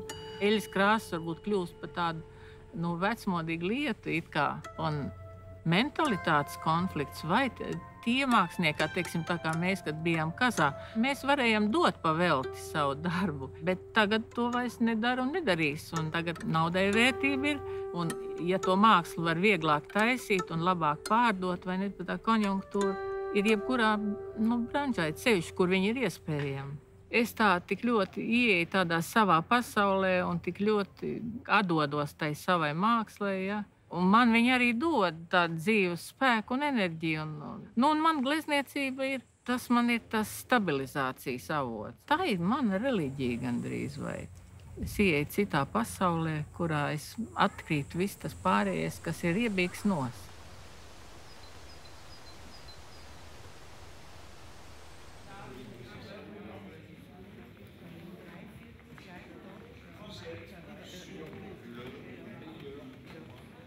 Māksla man pievilka, kaut arī viņa pievilka varbūt ne tīrā veidā, bet daļēji caur vēsturi. Un šī lieta, ka gan viens, gan otrs man ir bijuši ārkārtīgi svarīgi, tas bija jau no vis tālākās bērnības. Kad es pirmo reizi biju muzejā, kad vecāki aizveda, ka man saistīja tieši tās gleznas, kur bija vēsturiskas tēmas, piemēram, Kāļa hūna Bētuļu nakts priekšvakarā.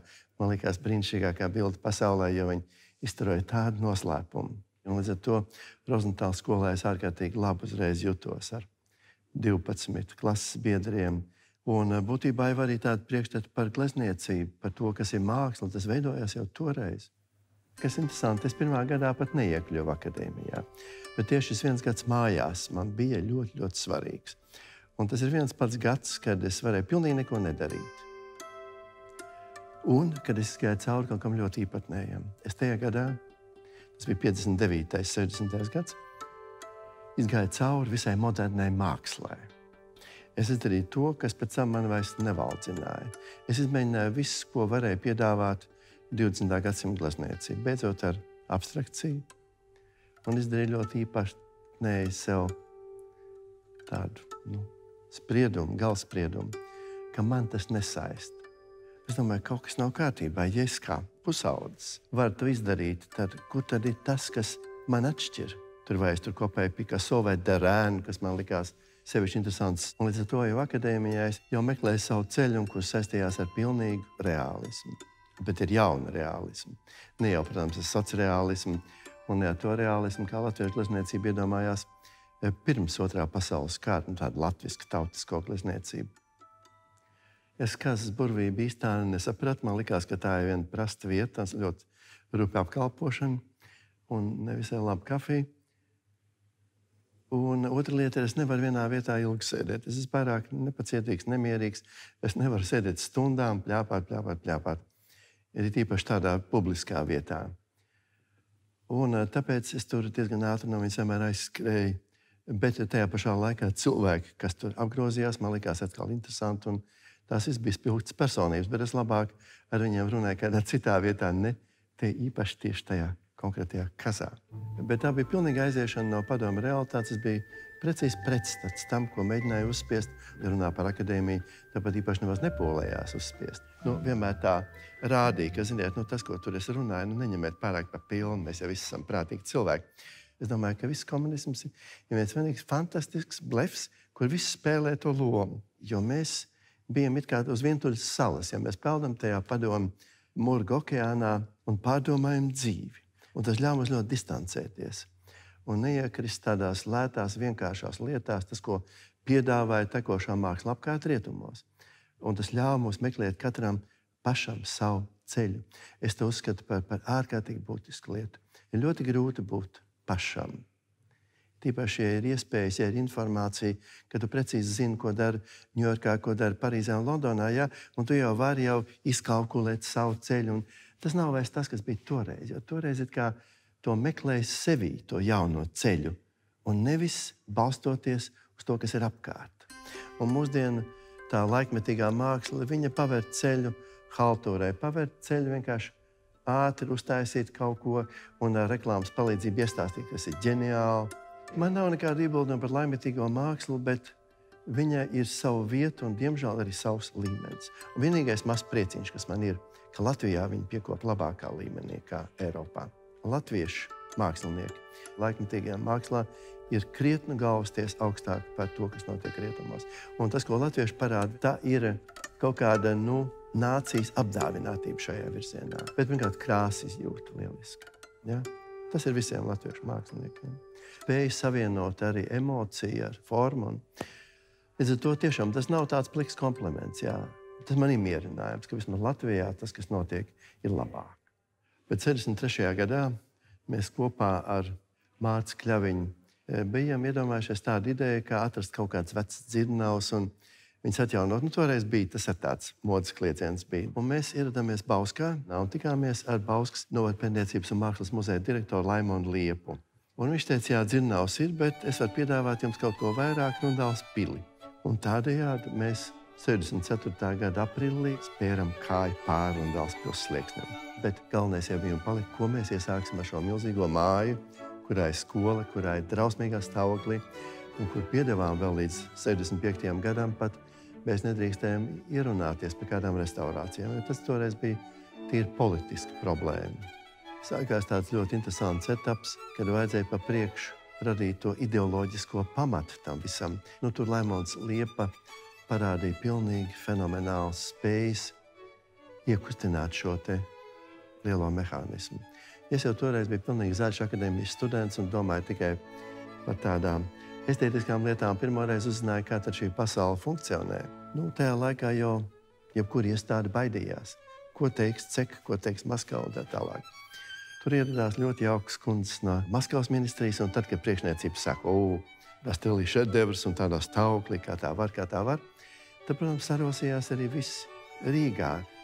Un mēs varējām izpētīt visu, kas padomu savienībā bija pieejams. Mēs varējām izpētīt literatūru arī par rietumu piļu restaurāciju.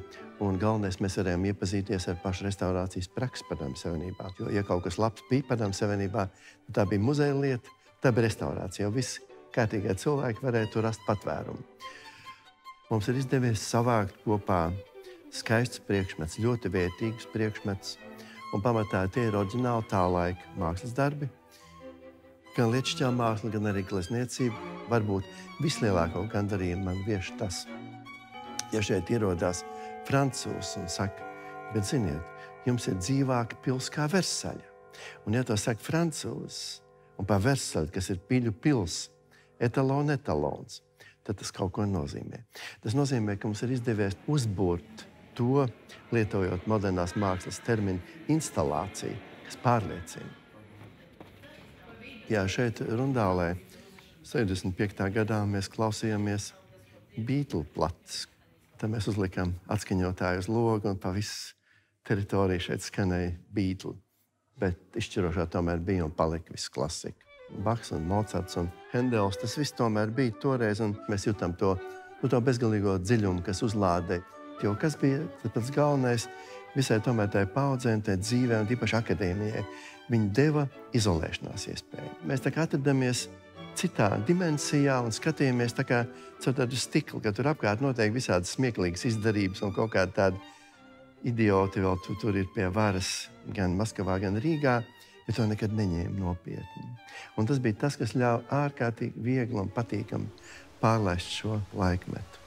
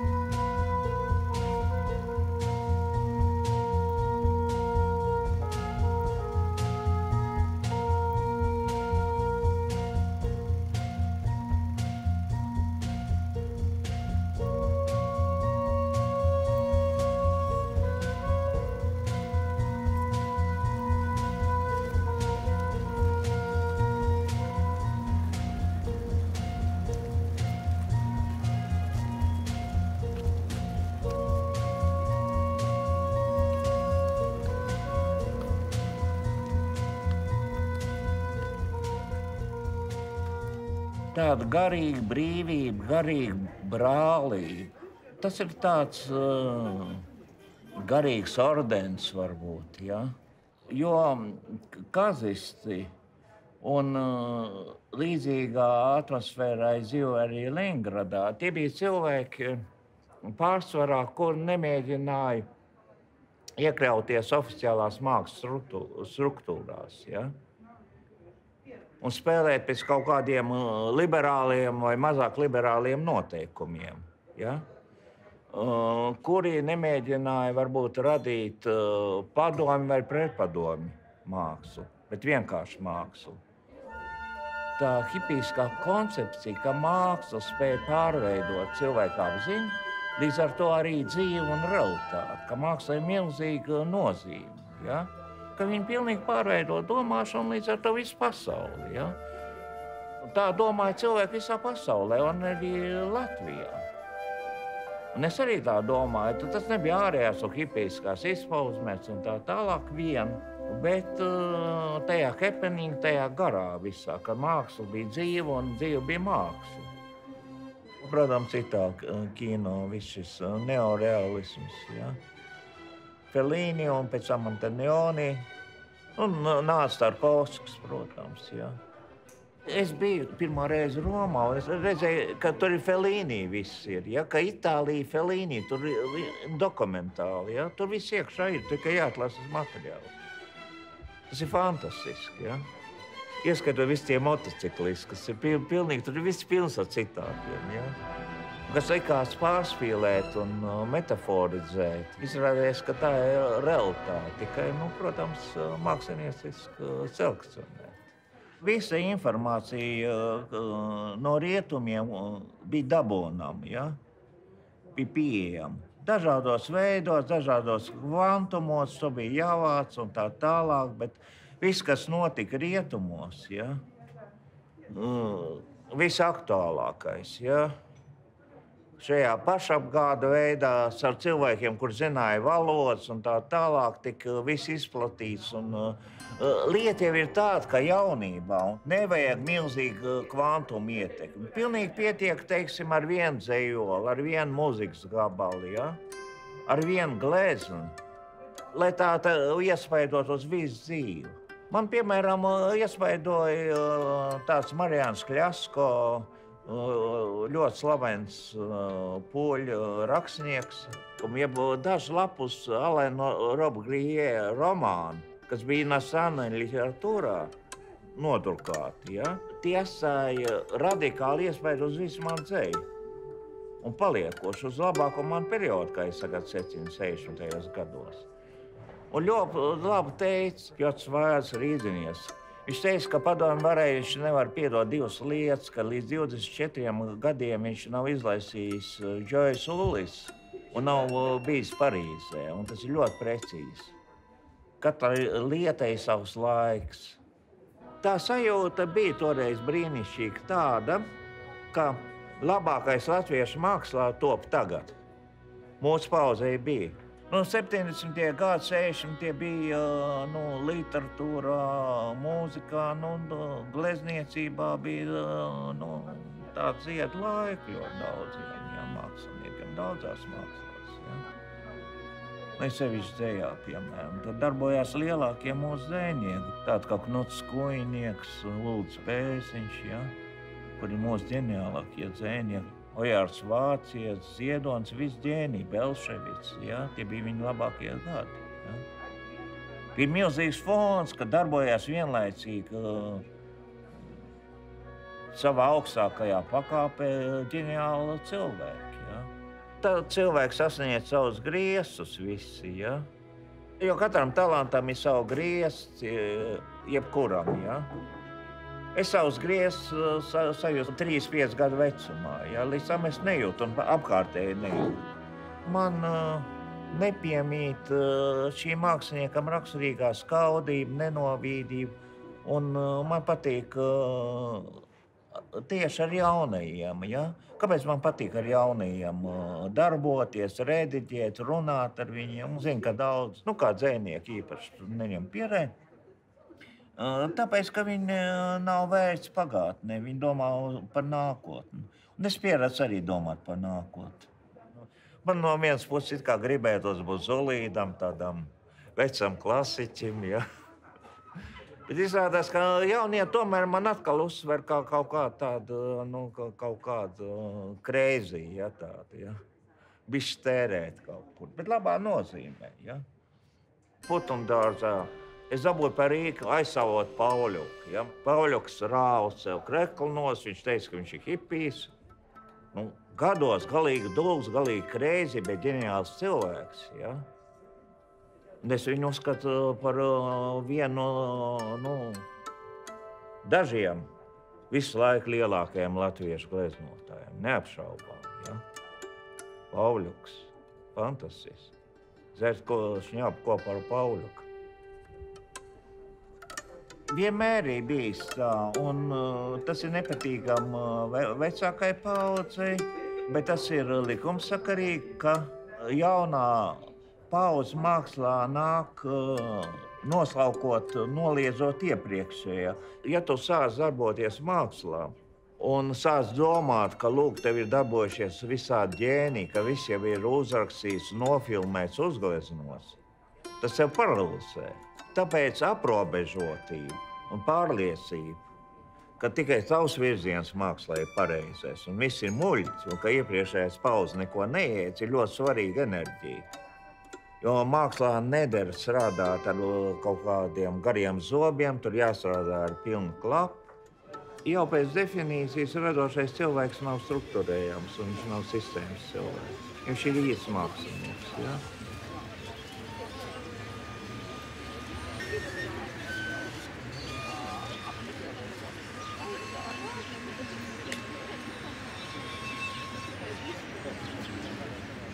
Es līšu, es lāsošu lēnām, kā eļļa no Ārona bārdas.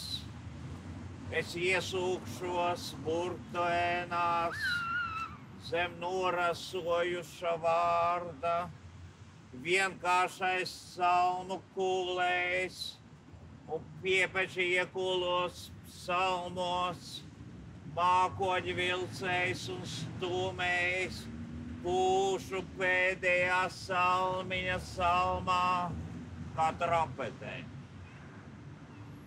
3 pilsētās pierakstīts Atēnās, Jeruzalēmē un Rīgā, 3 zirgu gabalos saraustīts, ka paliek vien kaila stīga. Esi mierīgs, neatnāk rīts, mēs dievpalīgam.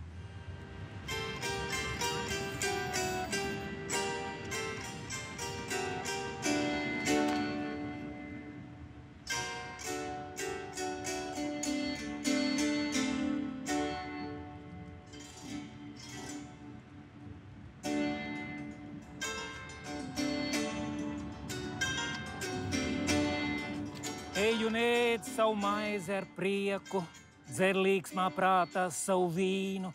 Dievam ir paticis, ko tu dari. Lai tavas drānas vienmēr ir baltas un svaidāmā eļļa tev uz galvas. Baudi dzīvi ar sievieti, kur tu mīli, tavas nīcīgās dzīves visas dienas, kuras viņš tev devis zem saules.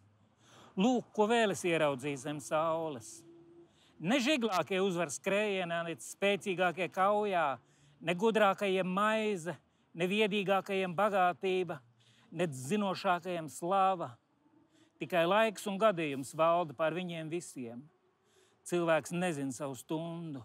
Tāpat kā zīvis, kas krīt ļaunā tīklā, un kā putns, kas notver cilpā, tāpat cilvēku bērnus sagūsta ļauns laiks, kad pēkšņi tiem uznāk.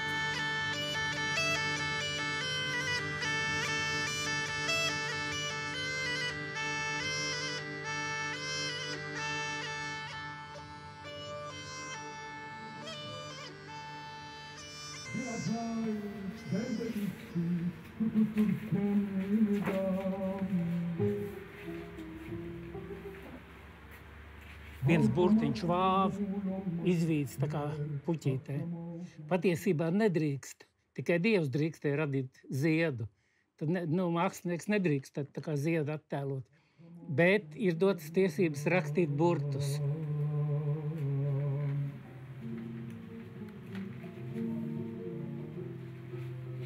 Bismillahirrahmanirrahim. Žēlīgā un žēlsirdīgā Dieva vārdā, ar vārdu sakot tas pats sākums. Pirmās sūras, pirmie vārdi.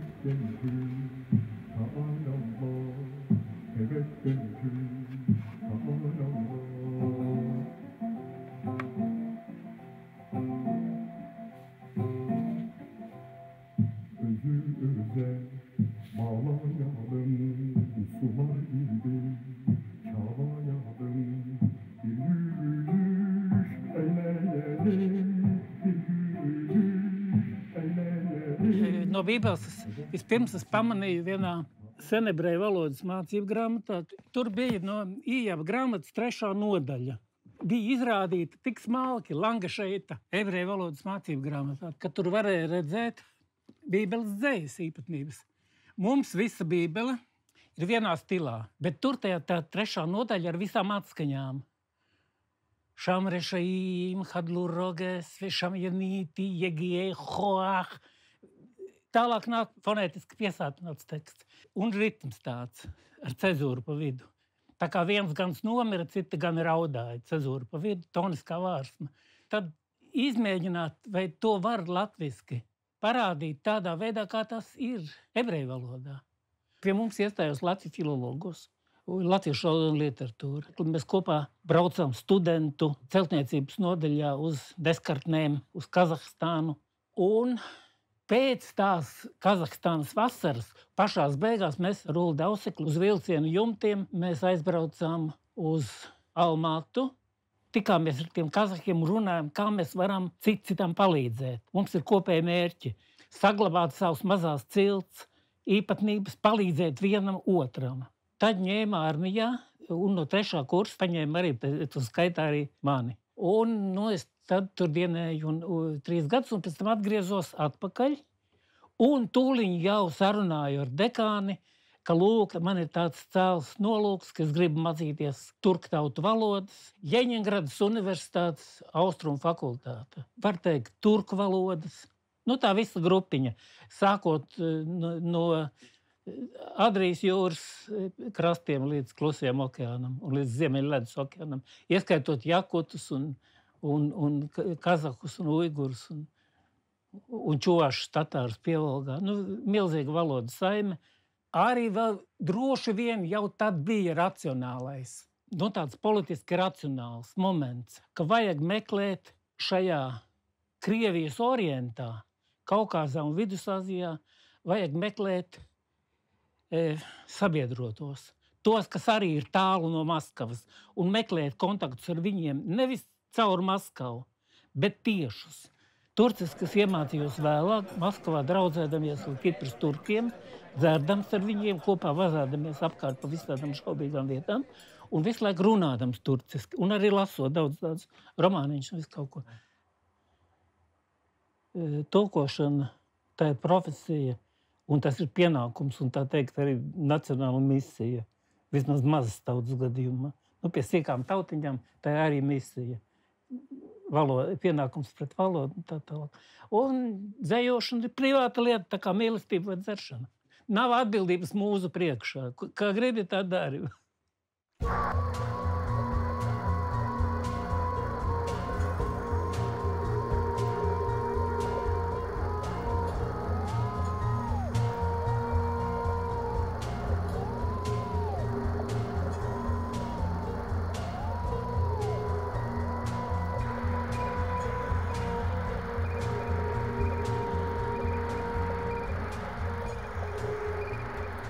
Neskatoties to, ka mēs dzīvojam tādā nebrīvas laikā, vai ne?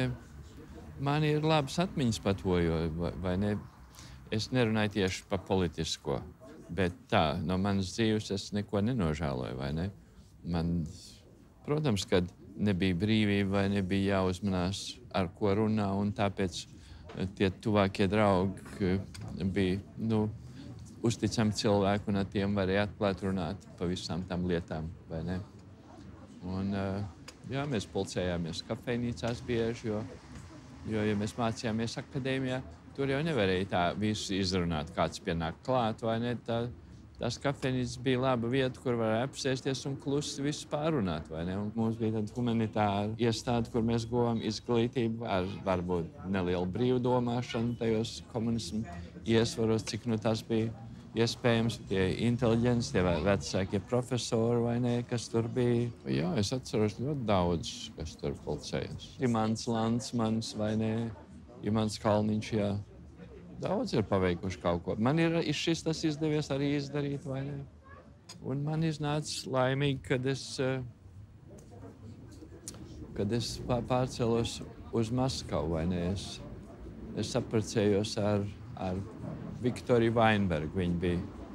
Viņa bija tāda slavena ebreju sabiedriskā darbinieku un teātra režisora Mihoils Mazmeita, vai ne? Viņai tēvs bija komponists, Mošē Vainbergs. Pēc tam tos ebrejus sāk laist uz ārzemēm, un tad, kad es to dzirdēju, es saku, mums arī tagad vajadzētu domāt, kā no šejienes tikt ārā. Un tā tas lēmums lēnām nobrieda, un 72. gadā mēs aizbraucām. Es tur tāpat kā vienmēr es biju mākslinieks, vai ne? Es strādāju savu darbu. Es tur sāku zīmēt tos zīmējumus, ko cilvēki sauc par karikatūrām, bet nezīmējot neko politisku un nezīmējot sejas. To es nekad neesmu darījis, vai ne? Amerikā to sauc cartoon, vai ne? Latviski, es viņus vienkārši saucu par zīmējumiem. Varbūt zīmējumu ar domu vai zīmējumu ar kādu ideju, jo tas ir, ko es zīmēju, vai ne? Un man bija pirmā izstāde žurnālistu namā Telavivā. Viņi ievēroja to, un tur bija ļoti liels raksts vienā galvenajā rīta avīzē par to bija. Svētdienas izdevumā bija vāks ar manu portretu, un iekšā bija 3 lapas pilnas, vai ne? Arī ar maniem zīmējumiem, un vēl tur bija fotografija iekšā. Un kā man viens cilvēks teica, tādu reklāmu naudu nevar nopirkt, viņš teica. Pēc tam es kļuvu drusku pazīstams un vēl vienu izstādi taisīju. Un tad no muzeja nāca no Jeruzālemes, no valsts muzeja. Un tur man bija izstāde pēc tam. Un tad man vēl bija viena izstāde pēc dažiem gadiem Telavivas muzejā. Tie 2 lielākie muzeji ir Izrēlā. Un pret mani ļoti labi arī savukārt izturējās Izrēlā. Man nebija nekādas problēmas ar to, ka es esmu savādākas tautības. To visi zināja, bet to nekad nelika just tādā. Es te pieminēju Maskavu. Tā ir būtiska lieta, kas formējas man raksturu. Tas komunisms un tā dzīvošana Maskavā. Es tur iepazinu krievu valodu un krievu kultūru un krievu mākslu. Krievu mākslinieki ir savādāk nekā latviešu mākslinieki. Tur bija arī dažādi moderni virzieni, un tas mākslinieks jau vienmēr visur kaut ko uztver. Un vēl, ja runā par to politisko iekārtu, man ir bijusi tā pieredze, kā reti kādam rietumniekam iepazīt to kultūru un arī to režīmu. Tā ir tā pieredze, kur tā vienkārši nevar iegūt. Man bija tāda iespēja aizbraukt uz Parīzi un dzīvot tur tādā mākslinieku namā. Tur no ļoti daudzām valstīm bija, arī no Amerikas, no visādām valstīm. Gandrīz vai no visas pasaules. Tur es nodzīvoju 2 gadus, un es sapratu, ka Francijā būtu ļoti grūti, jo es nezināju to franču valodu. Es viņu mācījos, bet man viņa nepielicis tik ātri, vai ne? Un tad es domāju, ka jābrauc uz Ameriku. Un tad es sāku dzīvot Ņujorkā. Man bija liela panākuma Amerikā. Tur arī 3 grāmatas iznāca, un es esmu taisījis vairākus Time magazīnu vākus, vai ne? Un tas ir diezgan liels sasniegums priekš vienu ilustrētāju, priekš vienu mākslinieku. Nu, un, protams, publicējies neskaitāmos izdevumos, vai ne, pa visu Ameriku. Tur, ko es dzīvoju, ir ļoti, ļoti skaists dzīvoklis, vai ne, ar ļoti skaistu skatu uz Ņujorku. Es jau to esmu vairāk kārt teicis, ka es arī redzēju, kā tās World Trade Center to uzbrukumu. Es to redzēju, vai ne? Tur iznāk tās avīzes Barons un Wall Street Journal, priekš kuriem es arī strādāju, vai ne? Un man bija darbs priekš tiem. Un es pat biju domājis to dienu nobeigt un aizvest, bet es ilgāk nogulēju no rīta. Man nekāda steiga to darbu nebija, bet es pavēlu uzcēlos, un tad es sāku strādāt, un es dzirdēju par to radio, ka tur kaut kas ir noticis, vai ne? Tad es skatījos kādu laiku, vai ne, un tad otra lidmašīna nāca, un viņi ietriecās otrā. Es redzēju to eksploziju, vai ne? Jau vairāk pa 30 gadiem dzīvojis prom no Latvijas, un es esmu bijis daudzās valstīs, un es daudz ko redzējis. Dažādas kultūras, un man sāk pievilkt visvairāk tā Latvija, vai ne? Te es jūtos kā mājās, vai ne?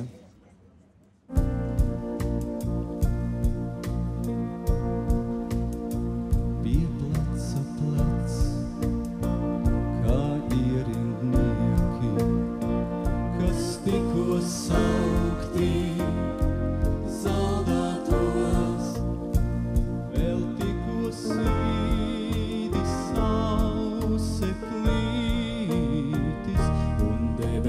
Saules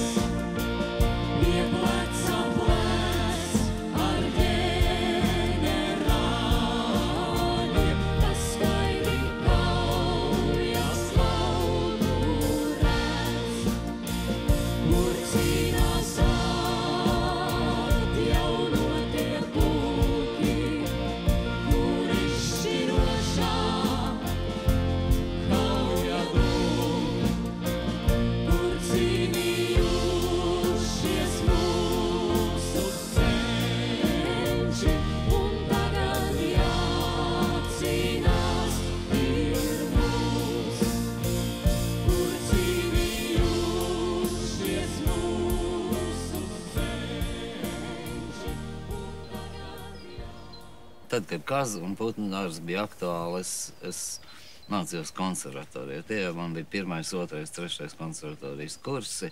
Ja mājās man, piemēram, tajā brīdī nav ko darīt, vai nevis es aiziešu tur, tad kāds jau tur noteikti būs. Ja? Es atceros 2 meitenes no mākslas skolas. Tā bija Laima Meglīte un Ruta Kreits. Tajā pašā laikā es vēl rakstīju mūziku Roberta Ligera pantomīmas ansambli. Viņas abas 2 meitenes arī tur vēl gāja. Tur vēl bija Modris Tenisons, vēlāk populārais latviešu mīms. Ja? Daudz šādu cilvēku, kas ir nedaudz dziļāk, bet saistās ar vēl vienu vietu, kas bija pavisam tuvu blakus Kazai, tas ir putnu dārzs. Ja? Tā bija vieta Rīgā, kur varēja satikties topošiem māksliniekiem. Tā informācija, kas attiecās, teiksim, uz laiku, līdz pat dzelzs priekškara aizciršanās ciet, tā informācija jau bija pieejama. Kas attiecās uz to informāciju, kas nebija pieejama. Jā, pati modernākā, pati jaunākā literatūra, pati jaunākā māksla. Kāds dabūja kaut kādu informāciju, kaut kādu modernās glezniecības leksikons, katalogus un tā tālāk. Tad šī grāmata tur viena arī klejoja. Jā. Viņi apstaigāja visas mājas, tās grāmatas. Runājot par mūziku, mums radio jau skanēja.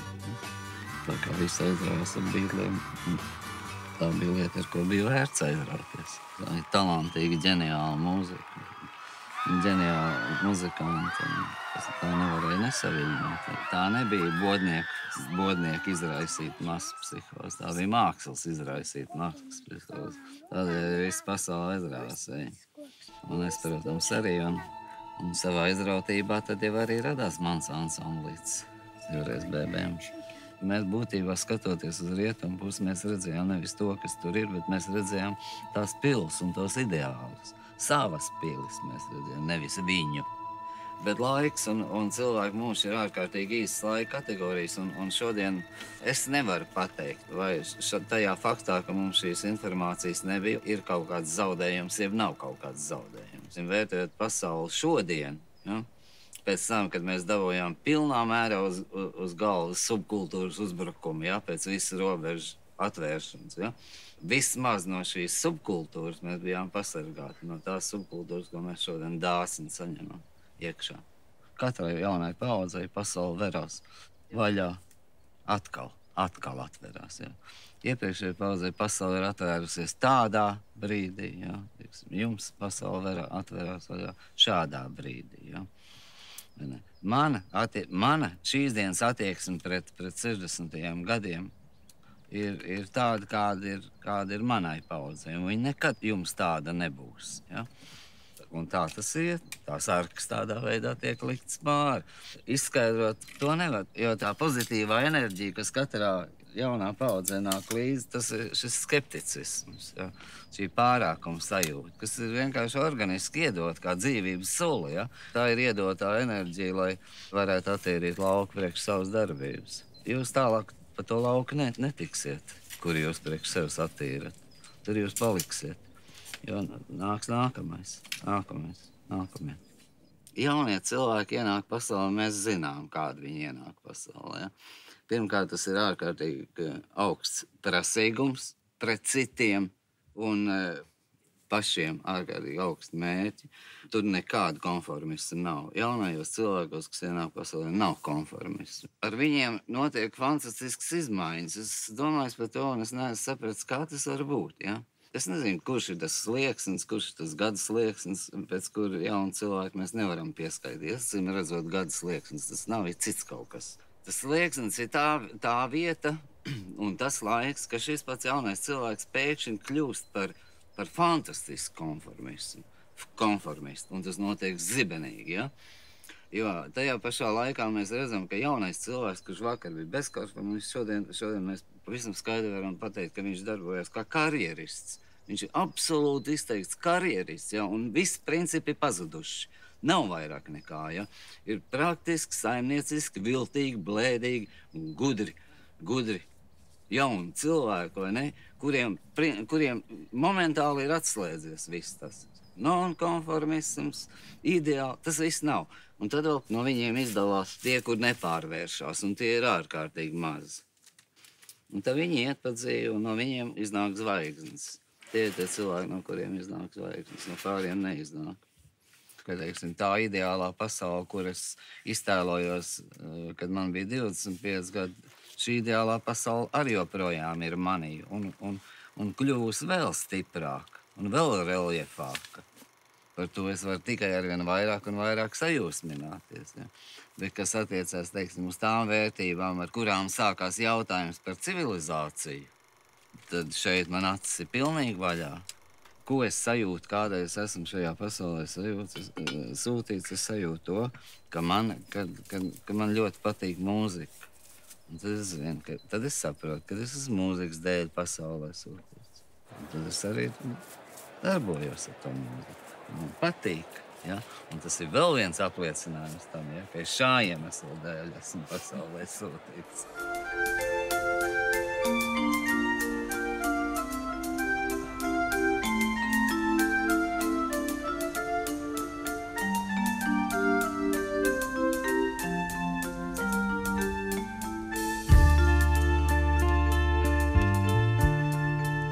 Viņi dejoja vienu vasaru. Viņi dejoja vienu vasaru. Viņi dejoja vienu vasaru. Pēc tam, tagad katrs savam liktenim. Tagad katrs savam liktenim. Prasa, kam tad bija jābūt pēc tam.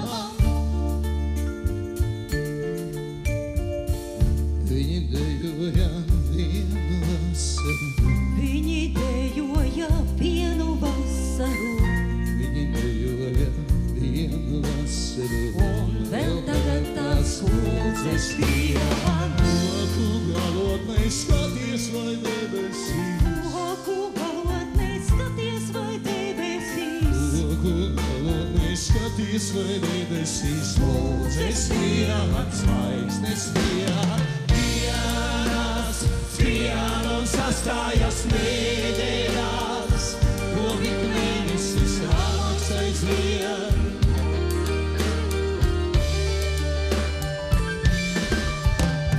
Un pienāk tas laiks, kad vairs nedejo, un kad dienas kā sapītas brien.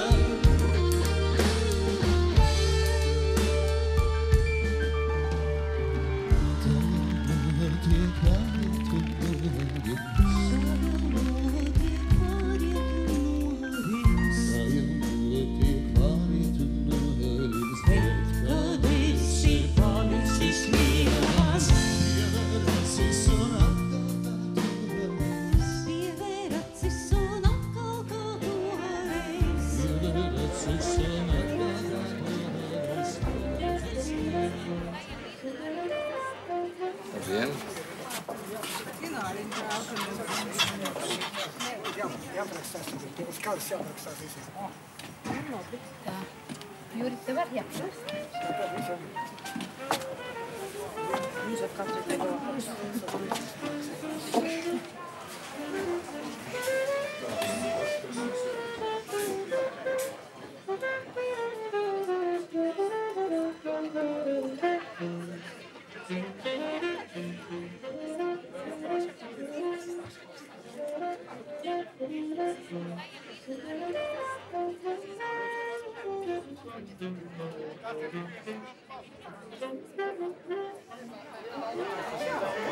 Paklaus, vai tā tiešām ir Eva? Nē. Es domāju, ka nē. Ka tā īstenībā nenāksies. Es neko neteiktu, ja būtu kaut kāds atteikts. Tur bija tāda liela mīlestība uz mākslu. Tur bija dejas māksla, tur bija dzejas māksla, tur bija tēlotāja māksla. Un kas tikai nebija viss. Tur bija viss, tur bija ļoti plašs diapazons. Mana draudzene Zaiga bija sameklējusi kazu. Un tad, kad es atgriezos Rīgā, es mācījos neklātienē, viņa man aizved uz kazu. Un tur es redzēju veselu lērumu jaunu cilvēku. Lērumu, kuri bija ārprātīgi erudīti, ārprātīgi gudri. Un es domāju, ārpēc es taču nemūžām nevarētu ar viņiem kopā būt, un man tas likās kaut kas ļoti vērtīgs. Un ko es gribētu to teikt? Es, protams, atradu savu mīlestību un savu ģimeni šeit. Un tas, kas tur spēlē, tas ir mans vecākais dēls, mūsu vecākais dēls, mums pavisam 3. Un doma ir tāda, ka šajā kazā, es domāju, ka tā bija tāda brālība, kur mēs varējām kolosāli baudīt kaut kādu garīgu brīvību, kuras nebija sabiedrībā tajā laikā. Tā bija tāda izredzētības sajūta. Redzi, es gribu teikt, ka mēs atkal esam tikpat jauni, bet mēs neesam neviens vecāki palikuši, ja? Jo mēs pat cik toreiz no mums gandrīz neviens nebija komjaunietis. Mēs neviens nekur nevienu nevēlējām, nebijām izvēlēti. Mēs bijām tāda brīva cilvēku apvienība. Mēs tādi paši esam palikuši, ja? Un, teiksim, es gribu pateikt, ka es ļoti priecājos par tiem cilvēkiem, kas te uz jumta. Neviens no viņiem nav korumpēts, neviens no viņiem nav zadzis un nezags. Lūdzu, lai cilvēkiem ir mašīnas un tā tālāk, lai viņi smuku to visu nopelni, ja? Tu redzi, kā nav kauns satikt viņus, ja? Un es par katru esmu pārliecināta, ka tas ir tāds foršs čoms, ja? Un galvenais, mums toreiz nevienam no otra nekā nevajadzēja, ja? Mēs bijām galīgi nekorumpēti pat dvēseliski, ja? Tas ir tas foršais, kas būtu jāsaglabā, ja? Es domāju, ka Padomju Savienībā visur apmēram vienādi bija. Un tādas sevišķi brīvības varēja iegūt tikai sevī un savos tuvākos draugos, jo režīms bija visur vienāds. Kaz šai ziņā bija zināma skola, ne tāpēc, ka tur kaut ko mācīja, bet tāpēc, ka mēs apzinājāmies, ka mēs esam dombiedri, mēs bijām iekšēji brīvi. Tādā ziņā es redzēju, ka visās aprindās starp žīdiem, krieviem, ukraiņiem, poļiem, latviešiem nebija tādas atšķirības, kas tieši tautiskā nozīmē, ka mēs viens otru noliek. Katram bija savu kulturāla autonomija. Un tādā ziņā es domāju, ka tas bija ļoti svarīgs moments, ka mēs bijām vienoti savā brīvības alkās.